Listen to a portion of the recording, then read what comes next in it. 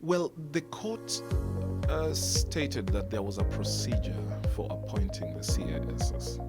The procedure had to entail the CASs having interviews, which was done, and then being vetted by Parliament.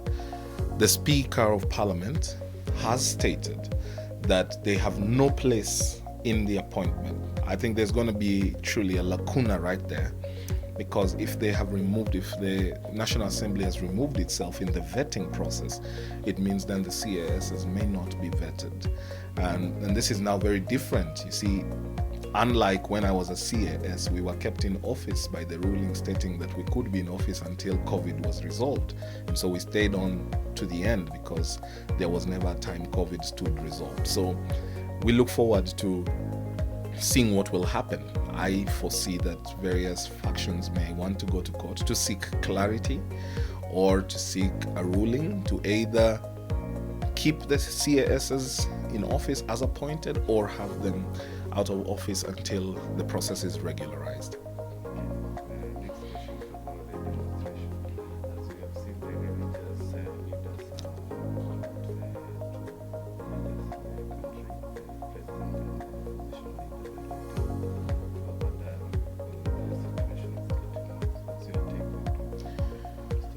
I support the religious leaders in their quest for having a peaceful settlement of the issues at hand. The demonstrations, I think most notably for me, is the cost of living, which I think admittedly is a problem in the country.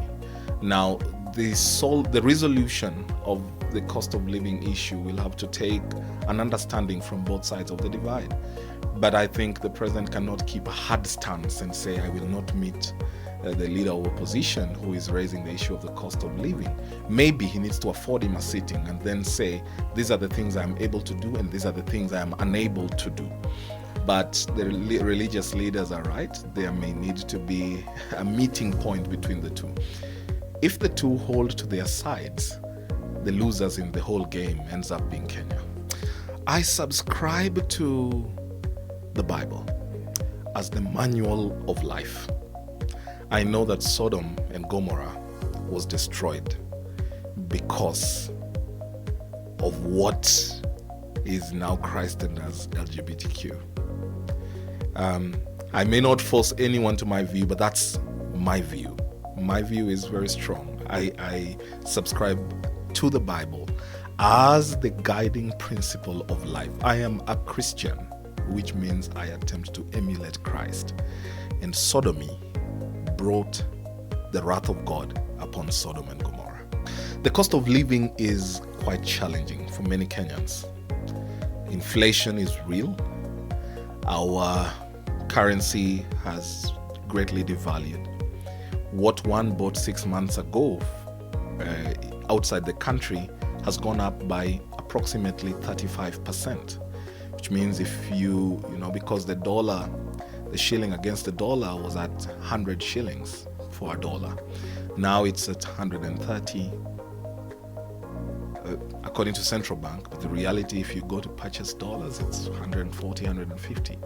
So the economy is struggling, but all of us have a place in it. Most importantly, leadership. Leadership is needed to turn the tide around. Some of these factors, admittedly, are beyond Kenya as a country.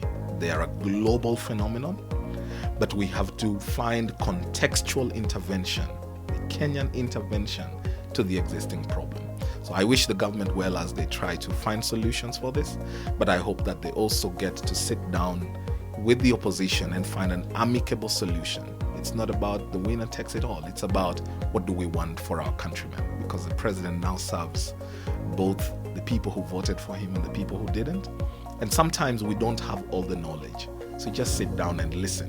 What do the people who may not have voted for me have to say about this? Could they have new knowledge? As my mother said, when you walk in the market, listen very keenly to the madman. Sometimes in his madness, there's a method.